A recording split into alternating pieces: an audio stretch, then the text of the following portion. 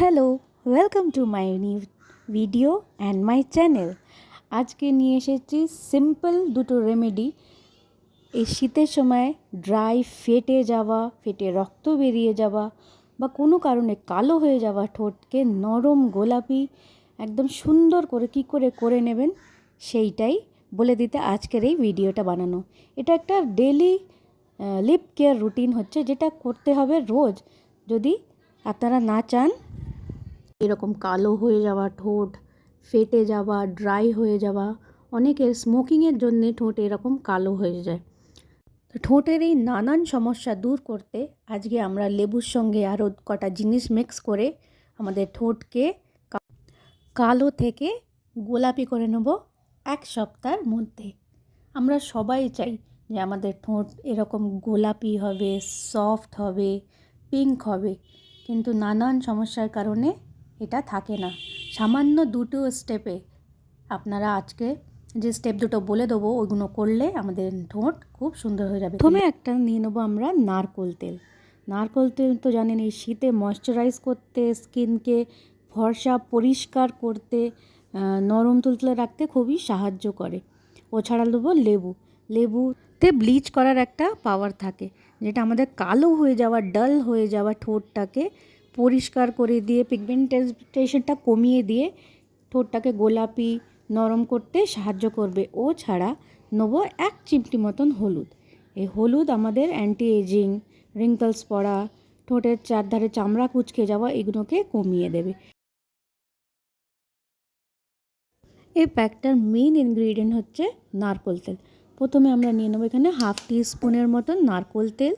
ওতে দিয়ে দেবো 1/2 টিস্পুনের মতনই লেবুর রস, আর দেবো 1/2 চিমটি বা 1 চিমটি হলুদ গুঁড়ো দিয়ে এই তিনটাকে ভালো করে মিক্স করে নিয়ে আমরা ঠোঁটেতে মাসাজ করব। ঠোঁটের চারধারে ঠোঁটে মাসাজ করব 2 মিনিট। এটাকে দিয়ে মাসাজ করলে ডেড সেল, কালো হয়ে যাওয়া স্কিন, ড্রাইনেসের জন্য যে পাপড়িগুলো ঠোঁটের স্কিনগুলো উঠে যায়, পাপড়ির মতন হয়ে যায়, ওইগুলো নরম হয়ে উঠে আসবে। শীতে স্কিনের জন্য নারকোল তেল খুবই ভালো। নারকোল তেলের জুড়ি মেরা ভার।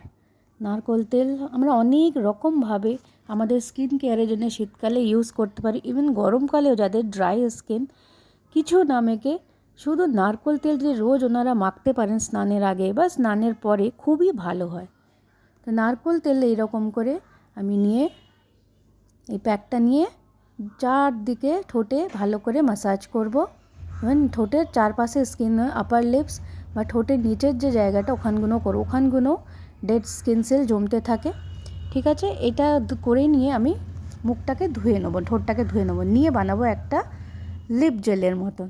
তো এখানে লিপ জেলের জন্য আমি নিয়ে নিচ্ছি ভিটামিন ই ক্যাপসুল, আর আবার আমাদের হিরো ইনগ্রিডিয়েন্ট আজকে নারকোল তেল।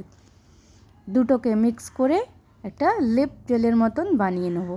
এটা আপনারা বেশি করে বানিয়ে রাখতে পারেন, বাট ডেলি যতটুকু লাগবে অতটুকু বানিয়ে ওটাকে ইউজ করবে। এখানে আমি একটা ভিটামিন ই ক্যাপসুল নিয়ে নিচ্ছি। এটা একটু 2-4 ফোঁটা নিলেও হতো। ভিটামিন ই ক্যাপসুলটা নিয়ে নেবেন বার করে, আর 2-4 ফোঁটা নারকোল তেল দেবেন। ব্যাস, সিম্পল একটা আমাদের লিপ জেল আমি বানিয়ে নিলাম। নিয়ে এটাকে আমি ঠোঁটেতে মাসাজ করে লাগিয়ে নেব। সামান্য দুটি স্টেপ আপনারা রেগুলার যদি করতে পারেন, এর থেকে ভালো লিপ কেয়ার আর হয় না। এটা ডেলি লিপ কেয়ার, সামান্য, বেশি কিছু লাগেও না, বেশি কিছু দামি জিনিসও ইউজ করিনি। দুটো করুন, আপনাদের ঠোঁট দেখবেন নরম গোলাপি তুলতুলে হবেই হবে। আর এই লিপ জেল যেটা বানালাম ভিটামিন ই ক্যাপসুল আর নারকোল তেল দিয়ে, এটা রাত্রিরেও লাগাবেন যাতে ঠোঁটের ট্রিটমেন্টটা তাড়াতাড়ি হয়, তাড়াতাড়ি কালো ভাবটা কমে যাক, ড্রাইনেসটা কমে যাক, পাপড়ি ওটা, স্কিন ওটাটা কমে যাক। তাহলে এরকম করে করে লাগিয়ে নেবেন, দেখবেন স্কিন, আপনাদের লিপসের স্কিনটা খুব সুন্দর হয়ে যাবে। ভিডিওটা ভালো লাগলে একটা লাইক, কমেন্ট, শেয়ার করবেন, সাবস্ক্রাইব করে আমার চ্যানেলটাকে সাপোর্ট করবেন। আর আপনাদের কোনো প্রবলেম থাকলে, স্কিনের, বডি প্রবলেম, হেয়ার প্রবলেম, আমাকে কমেন্ট করে জানান, আমি এর সলিউশন বার করে দেবো। ভিডিওটা দেখার জন্যে থ্যাংক ইউ, আর প্লিজ আমার চ্যানেলটাকে সাবস্ক্রাইব করে সাপোর্ট করবেন।